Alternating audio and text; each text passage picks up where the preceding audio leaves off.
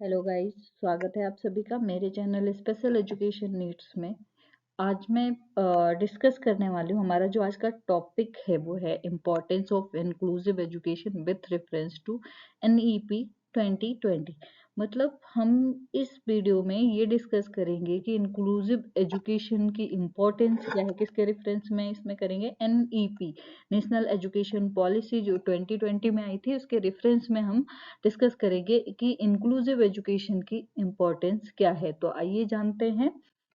सबसे पहले India's commitment to the SDG, जो एसडीजी आया, सस्टेनेबल डेवलपमेंट गोल्स जो है, उसके लिए सबसे पहले उसको देखने से पहले हम ये जानेंगे कि पीएम का स्टेटमेंट क्या है एट द यूएन समिति के लिए।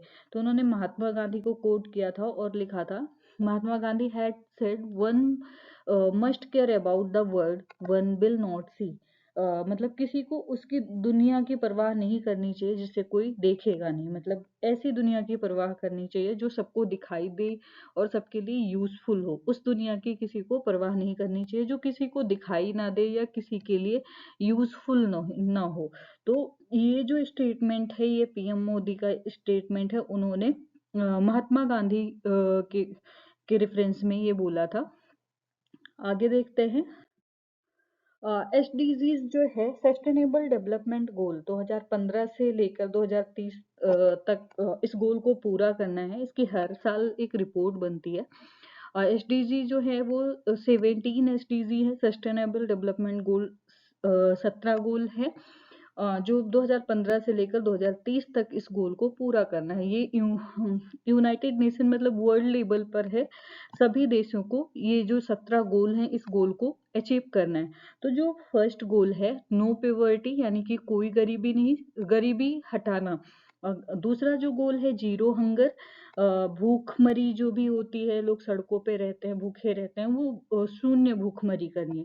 थर्ड जो है, गुड हेल्थ एंड वेलबींग, अच्छा स्वास्थ्य और अच्छा कल्याण। नेक्स्ट जो है, फोर गोल, क्वालिटी एजुकेशन, गुणवत्तापूर्ण शिक्षा। इसके बारे में हम डिटेल से चर्चा करेंगे। गोल्स 5 है, जेंडर इक्वालिटी, लैंगिक समानता।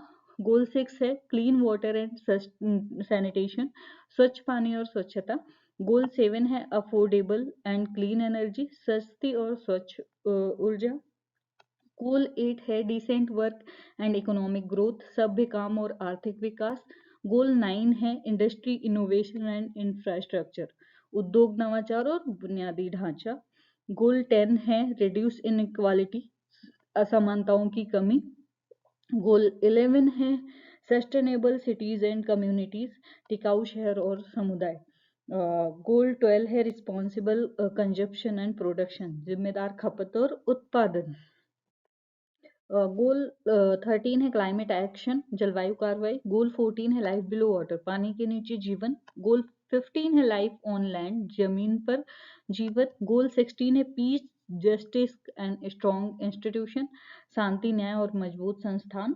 गोल 17 है, पार्टनरशिप फॉर द गोल्स, लक्ष्यों के लिए साझेदारी। तो ये 17 गोल हैं जो 2015 से लेकर 2030 तक इस गोल्स को अचीव करना है, और इसकी हर साल एक रिपोर्ट बनती है। आगे देखते हैं। द एसडीजीज, जो गोल 4 है, वो बहुत ही ज्यादा मोस्ट इंपॉर्टेंट है, क्वालिटी ऑफ एजुकेशन के ऊपर है। तो जो उसका फुल फॉर्म है गोल 4 का, ensure inclusive and equitable quality education and promote life long learning opportunity for all, समावेशी और समान गुणवत्ता वाली शिक्षा सुनिश्चित करना, सभी के लिए आजीवन सीखने के अवसरों को बढ़ाना। मतलब जो गोल 4 है, उसका जो मतलब है वो ensure inclusive and equitable quality education को प्रमोट करना, और जो लर्निंग होती है उसको लाइफ लॉन्ग के लिए करना, अपॉर्चुनिटी, ऐसी अपॉर्चुनिटी जो सबके लिए प्रोवाइड करना। मतलब समावेशी और समान गुणवत्ता वाली शिक्षा को सुनिश्चित करना कि लोग क्वालिटी ऑफ एजुकेशन ले सकें, और जो भी एजुकेशन मिल रही है वो आजीवन हो और सीखने के अवसर को बढ़ावा मिले। तो इस तरीके की लर्निंग को प्रमोट करता है गोल 4 जो है एसडीजी का, सस्टेनेबल डेवलपमेंट गोल का। जो गोल 4 है वो क्वालिटी ऑफ एजुकेशन, उसका ये फुल फॉर्म है। Next, the Salamanca framework 1994, Regular school with the inclusive orientation are the most effective means of combating discriminatory attitudes, creating welcoming communities, building an inclusive society, and achieving education for all. Moreover, they provide an effective education to the majority of children and improve the efficiency and ultimately the cost effectiveness of the entire education system. जो inclusive अधिविन्यास वाले जो regular school होते हैं उन भेदभावपूर्ण दृष्टिकोण का मुकाबला करने, स्वागत करने वाले समुदायों का निर्माण करने, एक समावेशी समाज का निर्माण करने और सभी के लिए शिक्षा प्राप्त करने का सबसे प्रभावी साधन है। इसके अलावा वे अधिकांश बच्चों को एक प्रभावी शिक्षा प्रदान करते हैं और दक्षता में सुधार करते हैं तथा पूरी शिक्षा प्रणाली की लागत की प्रभावशीलता में सुधार करते हैं। जो सलामांका फ्रेमवर्क है वो 1994 में आया, तो उसका जो मोस्ट इफेक्टिव काम है वो जो डिस्क्रिमिनेटरी एटीट्यूड है उसको ख़त्म करना है, लोगों का जितने भी कम्युनिटीज़ हैं उनका वेलकम करना है, इंक्लूसिव सोसाइटी बिल्ड करना है और एजुकेशन सबके लिए एजुकेशन की बात करता है ये Salamanca framework. Moreover provide effective education, लोगों को इफेक्टिव एजुकेशन प्रोवाइड करने और majority of children and improve efficiency, मतलब जो भी शिक्षा बच्चों को मिल रही है वो प्रभावी शिक्षा होनी चाहिए और उनकी जो इफिशियंसी है या फिर हम कह सकते हैं जो अल्टीमेटली मतलब जो दक्षता है उसमें सुधार करने की बात करता है। शिक्षा प्रणाली में जो भी लागत लगती है उसकी प्रभावशीलता में भी सुधार करने की कोशिश कर रहा है Salamanca framework. inclusion is not tolerance is unquestioned acceptance। मतलब इंक्लूजन का मतलब ये नहीं है, लोगों को लगता है कि इंक्लूजन का मतलब टॉलरेंस है। टॉलरेंस नहीं, इंक्लूजन का मतलब होता है एक्सेप्टेंस, बिना क्वेश्चन किए एक्सेप्ट करना। मतलब इंक्लूजन मतलब इंक्लूड करना यानी कि सबको शामिल करना। जहाँ पे भी डिस्क्रिमिनेशन होते हैं, जहाँ पे भी भेदभाव होते हैं, डिफरेंसेस होते हैं, जो डिफरेंसेस होते हैं, जहाँ पे डाइवर्सिटी होती है, उस डाइवर्सिटी को अंडरस्टैंड करना, एक्सेप्ट करना और सम्मान देना, दैट इज कॉल्ड इंक्लूजन। या फिर हम बात करें, इसमें कोई टॉलरेंस नहीं होता है कि लोग किसी को बर्दाश्त कर रहे हैं। इसमें लोगों को एक्सेप्ट करना पड़ता है, जिस तरीके से लोग होते हैं उसी तरीके से। Inclusion bridge the gap, diversity versus marginalised. मतलब डाइवर्सिटी जो है, इंडिविजुअल डिफरेंसेस लोगों में होते हैं। अगर हम एक क्लासरूम की बात करें तो बहुत ही ज़्यादा डिफरेंसेस होते हैं लोगों में। डाइवर्स लर्नर होते हैं जिनकी थिंकिंग अलग होती है, जिनकी लर्निंग स्टाइल अलग होती है, जिनकी पर्सनालिटी अलग होती है, जिनका ग्रोथ एंड डेवलपमेंट अलग होता है, जिनकी हाइट अलग होती है, जिनका कल्चर अलग होता है, जिनकी एजुकेशनल बैकग्राउंड अलग होती है, सारी चीज़ें अलग अलग होती हैं। तो सबसे बड़ी चीज़ है, जो भी डाइवर्स लर्नर होते हैं उनकी जो भी कमियां हैं, जो भी एडवांटेज हैं और डिसएडवांटेज हैं, उनके सहित उनको एक्सेप्ट करना, रिस्पेक्ट करना, अप्रिशिएट करना डाइवर्सिटी होती है। और हमेशा ये बहुत अच्छा चांस होता है इंक्लूजन का कि डाइवर्स लर्नर की जो भी नीड है उनको नीड बेस्ड एजुकेशन देना बहुत ज़्यादा ज़रूरी है। उनकी नीड को पहचान कर अगर ऐसा नहीं किया जाता है तो जो भी बच्चे होते हैं वो मार्जिन लाइन पर पहुंच जाते हैं। मतलब हमेशा अलगाव उनको फील होता है और वो हमेशा एक अलग मार्जिन पर आ जाते हैं। Inclusion inclusion believe in equity. Inclusion जो है वो समता पर विश्वास करता है। समता मतलब एक होती है क्वालिटी, क्वालिटी मतलब सबको बराबर बराबर की चीजें प्रोवाइड करना, और एक होती है इक्विटी, जिसको जितनी जरूरत है, हम कह सकते हैं कि नीड बेस्ड, जिसको जितनी जरूरत है उतनी चीजें प्रोवाइड करना। जैसे पिक्चर में आप देख सकते हैं, एक तरफ इक्वालिटी है तो सबको समान समान स्टूल मिला हुआ है, वो ऑडिटोरियम को पे खड़े होके देख रहे हैं। बट जो सबसे छोटा बच्चा है, जो जिसकी हाइट बहुत ज्यादा छोटी है, वो वहां तक नहीं पहुंच पा रहा है। तो ये इक्वालिटी तो है, बट जो बच्चे की नीड है उसके अनुसार एजुकेशन या फिर उसके अनुसार चीजें उसको नहीं प्रोवाइड हो रही हैं। इक्विटी का मतलब होता है समता, मतलब जिसको नीड होती है उसकी हेल्प करना। बाकी आप देख सकते हैं जैसे इक्विटी में एक जो लंबा व्यक्ति है वो विदाउट स्टूल के खड़ा है, और जो उससे छोटा है उसको एक मिला हुआ है, और जो बिल्कुल भी नहीं पहुंच पा रहा था उसके पास दो स्टूल हैं खड़े होके देखने के लिए। तो दैट इज नीड बेस्ड। हम अगर बात करें इक्विटी की, एजुकेशन की, तो जिसको जितनी जरूरत हो उसको उसको उसकी उतनी हेल्प करना, that is called equity. Equality मतलब सबको बराबर समान भागों में चीजें प्रोवाइड करना, लेकिन इक्विटी मतलब जिसको जितनी जरूरत हो उतनी चीजें प्रोवाइड करना। Inclusion is moving to socially just pedagogy. Social justice is the ability to participate as equal and full partners in social interaction. मतलब जो सामाजिक न्याय है, सामाजिक बातचीत में बराबर और पूर्ण भागीदारी के रूप में भाग लेने की क्षमता।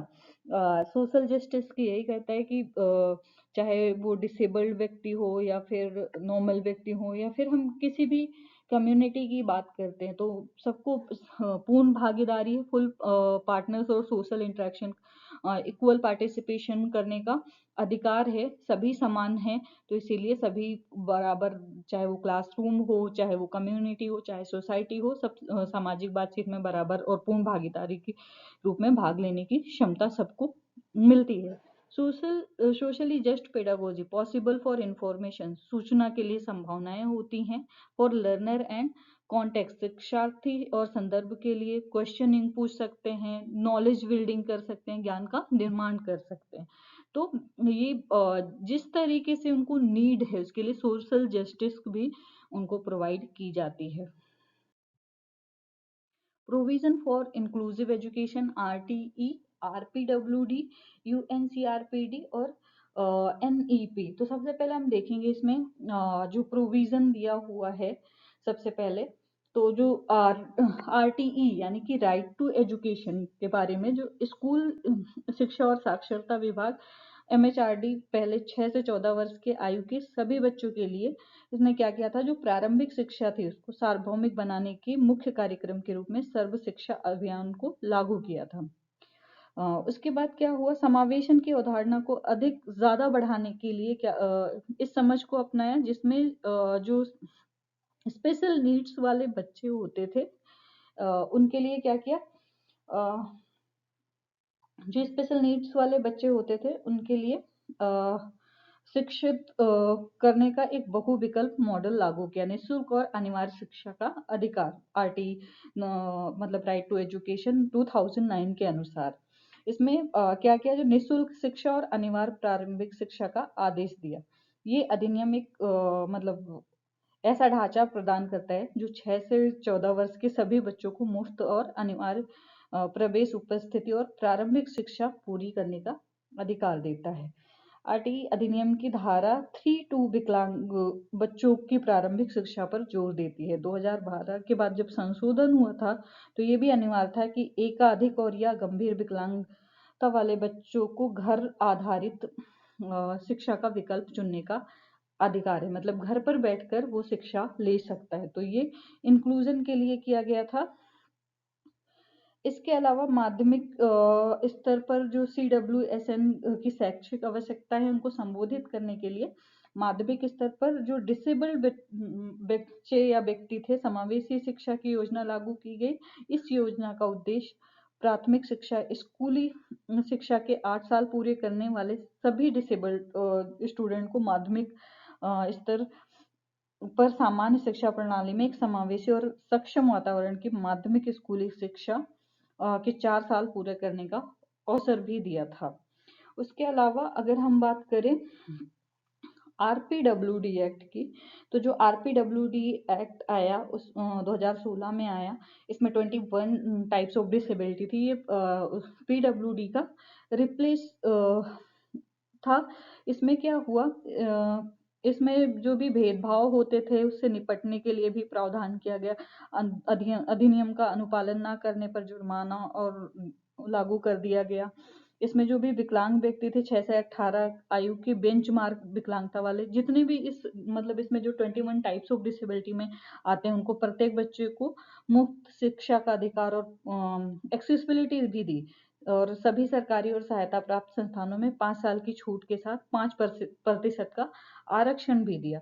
इसके अलावा इसमें जो बेंचमार्क डिसेबिलिटी है, कम से कम 40% विकलांगता के लिए कुछ अधिक हकदार भी हैं, जैसे मतलब पहले जॉब के लिए 3% था पीडब्ल्यूडी एक्ट में, लेकिन इसमें 4% कर दिया गया, और अन्य में 1% रोजगार के लिए आरक्षित किया गया। विकलांग बच्चों को बिना किसी भेदभाव और प्रवेश मतलब बिना किसी भेदभाव के प्रवेश दिया जाना चाहिए, ये प्रावधान किया गया। दूसरों के साथ वो समान रूप से जैसे दूसरे लोग खेल सकते हैं उसी तरह ये भी खेल सकते हैं। मनोरंजन और गतिविधियों के लिए शिक्षा और अवसर प्रदान किया। एक्सेसिबिलिटी लागू करी गई, जो भवन होते हैं या सुविधाएं होती हैं उनको सुलभ बनाया। उनके व्यक्तिगत आवश्यकताओं को के अनुसार उचित आवास, उनको एकोमोडेशन प्रदान करने का भी प्रावधान है। और फुल्ली इंक्लूजन के लक्ष्य के अनुरूप जो भी एकेडमिक और सोशल विकास को अधिकतम करने वाले वातावरण में व्यक्तिगत या अन्यथा आवश्यक सहायता प्रदान की। मतलब जितनी भी डिसेबिलिटी हैं उनमें चाहे वो हियरिंग इम्पेयरमेंट हो सबके लिए, चाहे वो विजुअल इम्पेयरमेंट हो, शिक्षा सबसे उपयुक्त भाषाओं में, जैसे जो हियरिंग इम्पेयरमेंट है उनके लिए साइन लैंग्वेज का प्रावधान, जो विजुअल इम्पेयरमेंट है उनके लिए ब्रेल लिपि का प्रावधान, तो ये सारी चीजें भी प्रदान की। और बच्चों को सीखने की विशिष्ट अक्षमताओं का जल्द से जल्द पता लगाने के लिए भी अर्ली आइडेंटिफिकेशन और इंटरवेंशन की भी बात करी। तो बहुत सारी चीजें ऐसी थी जो डिसेबल्ड बच्चों के लिए की गई। नेक्स्ट जो है यूएनसीआरपीडी। यूएनसीआरपीडी जो है इसमें आर्टिकल 24 में मतलब इसमें ये दिया कि राज्य पार्टियां विकलांग व्यक्तियों की शिक्षा के अधिकार को मान्यता दिया। बिना किसी भेदभाव और समान अवसर के आधार पर इस अधिकार को साकार करने की दृष्टि से राज्य पक्ष सभी स्तरों पर एक समावेशी शिक्षा प्रणाली और आजीवन शिक्षा सुनिश्चित किया। जिसमें क्या किया इन्होंने, एक पहला जो था मानव क्षमता का पूर्ण विकास, उनकी जो गरिमा थी, आत्ममूल्य की भावना, मानव अधिकारों, मौलिक स्वतंत्रता और मानव विविधता के प्रति सम्मान को मजबूत करने की बात की। दूसरा जो है विकलांग व्यक्तियों द्वारा उनके व्यक्तित्व, प्रतिभा और रचनात्मकता के साथ उनकी मानसिक और शारीरिक क्षमताओं का उनकी पूरी क्षमता के साथ विकास की बात की। और नेक्स्ट जो था विकलांग व्यक्तियों को एक स्वतंत्र समाज में प्रभावी ढंग से भाग लेने में सक्षम बनाने की भी बात की। तो ये सारी प्रावधान 24 में दिया एजुकेशन के प्रावधान में, जो यूएनसीआरपीडी था। नेक्स्ट हम देखते हैं एनपीई में क्या प्रावधान है। तो एनपीई में क्वालिटी ऑफ एजुकेशन की बात जो गोल 4 है उसमें तो की गई थी। उसके अलावा भी मतलब जो भी डिसेबल्ड बच्चे हैं उनके लिए बहुत सारे प्रावधान किए हैं। तो इस वीडियो में आगे हम और जानेंगे कि डिसेबिलिटी के लिए और क्या क्या प्रावधान किए हैं। एनपीई 2020, जिसका एनपीई 2020 का जो विजन है वो था sustained quality vibrant responsible education for all for national development. राष्ट्रीय विकास के लिए सभी के लिए निरंतर गुणवत्तापूर्ण जीवंत और जिम्मेदार शिक्षा। विजन जो है इसका quality vibrant responsible education for all national development, मतलब विजन राष्ट्रीय विकास के लिए सभी के लिए निरंतर शिक्षा का प्रावधान किया गया। क्वालिटी ऑफ एजुकेशन की बात की गई और एक रिस्पॉन्सिबल एजुकेशन की बात की गई। इसमें दो लेवल पर किया गया, माइक्रो और मैक्रो लेवल पे। माइक्रो लेवल पे fostering capabilities, foundational literacy, flexibility of subject and curriculum, creativity, critical thinking, disposition and constitutional values, continuous review. इसमें जो मैक्रो लेवल पर करा गया क्षमताओं को बढ़ावा देना, जो फाउंडेशनल लिटरेसी की बात करी गई, जो मूलभूत साक्षरता या उनका आधार जो होता है, विषयों और पाठ्यक्रम का लचीलापन, मतलब जो भी सब्जेक्ट और कैरिकुलम हो वो उसमें फ्लेक्सिबिलिटी हो, रचनात्मकता क्रिएटिविटी पर ज़्यादा ध्यान दिया गया, महत्वपूर्ण सोच और क्रिटिकल थिंकिंग की बात करी गई, स्वभाव और संवैधानिक मूल और कंटिन्यूअस रिव्यू की बात करी गई माइक्रो लेवल पे। मैक्रो लेवल पे डाइवर्सिटी को रिस्पेक्ट करने की बात करी गई, इक्वालिटी एंड इंक्लूजन की बात, इक्विटी और इंक्लूजन की बात करी गई, यानी कि नीड बेस्ड एजुकेशन और इंक्लूजन की बात करी गई। कैपेसिटी बिल्डिंग ऑफ टीचर की कैपेसिटी बिल्ड करने की बात की गई, रिसर्च की बात की गई, रेगुलेटरी फ्रेमवर्क, नियामक ढांचा और साझेदारी की बात करी गई, पार्टनरशिप, पब्लिक एजुकेशन और सस्टेन्ड इन्वेस्टमेंट की बात की गई। आगे देखते हैं the curricular and pedagogical structure. तो जो कैरिकुलर और पेडागोजिकल स्ट्रक्चर है वो मोस्ट इम्पॉर्टेंट है। तो सबसे पहले जो कैरिकुलर स्ट्रक्चर था या पेडागोजिकल स्ट्रक्चर था उसमें एग्जिस्टिंग एकेडमिक स्ट्रक्चर था। उसमें 2 ईयर का था, एज 16 और 18, 10 ईयर में था एज 6 से 16 तक। फिर उसके बाद न्यू एकेडमिक स्ट्रक्चर जो आया तो उसमें कई लेवल आ गए, सेकेंडरी, मिडिल, प्रिपरेटरी, फाउंडेशनल। तो पहला हम देखेंगे सबसे पहले new pedagogical and curricular structure of school education का जो आया, जिसमें 5+3+3+4 का प्रावधान किया गया। 3 ईयर आंगनवाड़ी के लिए, 3 ईयर इन आंगनवाड़ी और 3 year in pre school and 12 year in school की बात करी गई। उसके बाद जो सेकेंडरी स्टेज है 4 multi disciplinary study, greater critical thinking, flexibility and student choice of subject. इसमें क्या किया गया, मल्टी डिसिप्लिनरी स्टडी की बात की गई। बच्चे के बेटर क्रिटिकल थिंकिंग की बात करी गई, बच्चा अपनी चॉइस से कोई भी सब्जेक्ट चूज कर सकता है, फ्लेक्सिबल लर्निंग की बात की गई। मिडिल जो स्टेज थी उसमें experiential learning in the science, mathematics, art, social science and humanities की बात की गई। नेक्स्ट जो प्रिपरेटरी स्टेज थी, थर्ड, इसमें प्ले डिस्कवरी की बात करी गई, activity based and interactive classroom learning की बात की गई। उसके अलावा जो फाउंडेशनल स्टेज है 5, उसमें multi label play activity based learning की बात की गई। तो इसका जो स्ट्रक्चर था 5+3+3+4 pedagogical structure, curricular structure. What is new in the NEP 2020? New क्या था, सबसे पहले तो focus on equity and inclusivity.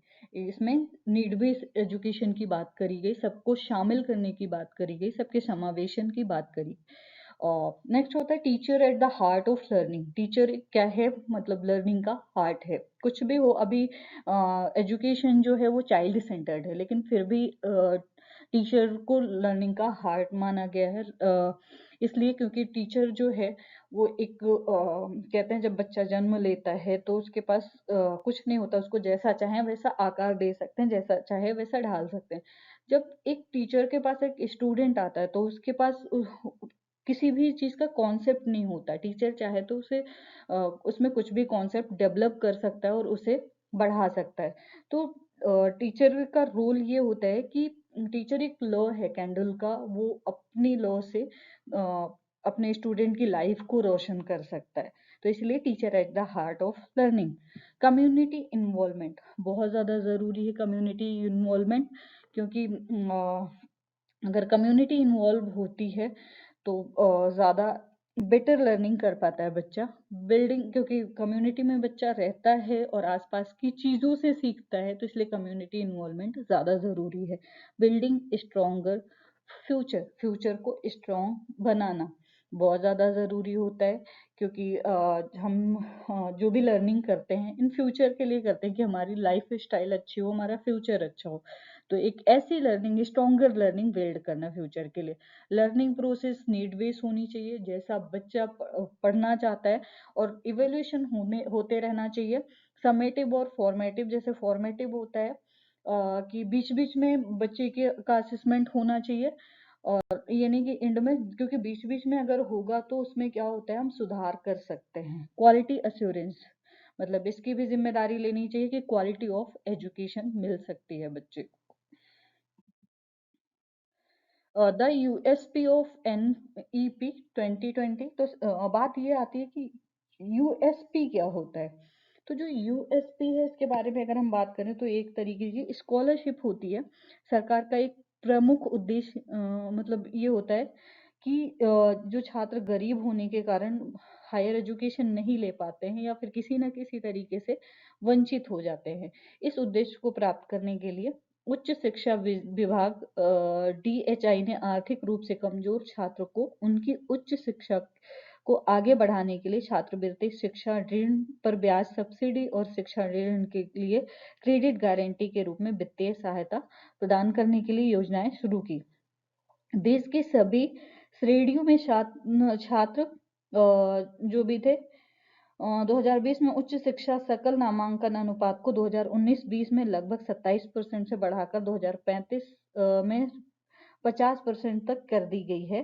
मतलब उनको पहले 27% लोगों को स्कॉलरशिप मिलती थी, लेकिन 2035 तक 50% करने की परिकल्पना की गई। इसलिए छात्रों को शिक्षा जारी रखने के लिए प्रोत्साहन मिलती है। विशेष रूप से आर्थिक रूप से कमजोर वर्गों को समाज को निरंतर नीतिगत पहल की आवश्यकता होती है। इसीलिए ये जो यूएसपी के है, इसमें वित्तीय सहायता योजनाएं इसीलिए ये यूएसपी के तहत चलाई गई। यूजीसी और AICTE द्वारा किए जाने वाले छात्रवृत्ति और फेलोशिप के लिए कोई भी संबंधित वेबसाइटों पर किया जा सकता है। अगर हम PMUSP योजना की बात करें तो 3 घटक हैं इसमें। कॉलेज और विद्यालय के छात्र के लिए छात्रवृत्ति की केंद्रीय क्षेत्र योजना, दूसरा जो है जम्मू कश्मीर और लद्दाख के लिए विशेष छात्रवृत्ति योजना, और तीसरा जो है केंद्रीय क्षेत्र ब्याज सब्सिडी योजना और शिक्षा ऋण के लिए क्रेडिट गारंटी फंड। तो ये सारी चीजें एक जो कमजोर व्यक्ति है या वीकर सेक्शन का है उसको प्रोवाइड की जाती हैं। इसके अलावा फाउंडेशनल, इसमें जो है फाउंडेशनल लिटरेसी की बात करी गई, जो बच्चे की लिटरेसी का मूल आधार है या फिर फाउंडेशन है वो किस तरीके का होना चाहिए। साइन लैंग्वेज की बात करी गई कि अगर कोई हियरिंग इम्पेयर्ड बच्चा है तो उसको साइन लैंग्वेज आना चाहिए या फिर उसको सिखाने की बात करी गई। ओकेशनल एजुकेशन की बात की गई, क्योंकि एजुकेशन लेने के बाद ओकेशनल की बहुत ज़्यादा आवश्यकता होती है। एक अच्छा जीवन यापन करने के लिए, अच्छी लाइफ स्टाइल के लिए वोकेशनल एजुकेशन होना बहुत ज़्यादा ज़रूरी है। नेक्स्ट जो है NPE में एक्सपीरियंशियल लर्निंग। तो एक्सपीरियंशियल लर्निंग जो है अगर हम उसकी बात करें तो एक्सपीरियंशियल लर्निंग को सीखने की एक रणनीति जो मेथड के रूप में अगर हम उसको एक्सप्लेन करें तो किया जा सकता है। जो सीखने का कॉन्सेप्ट है या सीखने का जो एक्सपीरियंस है उसके लिए कंपलसरी होता है। अगर हम सरल शब्दों में कहें तो ये लर्निंग बाय डूइंग का होगा, यानी कि करके सीखना। इस प्रकार की जो एजुकेशन होती है या लर्निंग होती है वो 3 चरणों में आगे बढ़ती है।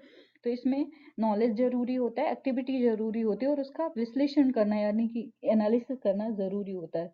इसमें जो लर्नर होता है पहले तो उसके पास जो भी हम बात करें सोर्सेज होते हैं, वो सिद्धांत और अन्य प्रकार की जानकारी एकत्रित करना, इस जानकारी को वास्तविक जीवन में लागू करना और प्रभाव का जो भी उसका इफेक्ट आता है उसका एनालिसिस करना।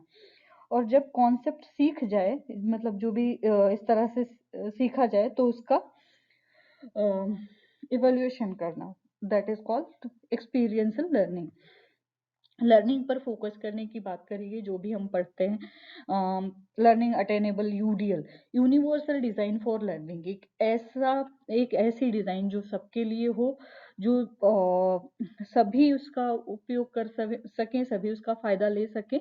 Cross disability training for teacher, जैसे फॉर एग्जांपल क्लासरूम में कोई अदर डिसेबिलिटी का बच्चा आ जाए तो क्रॉस डिसेबिलिटी की ट्रेनिंग की बात की गई कि सभी उसको पढ़ा सकें।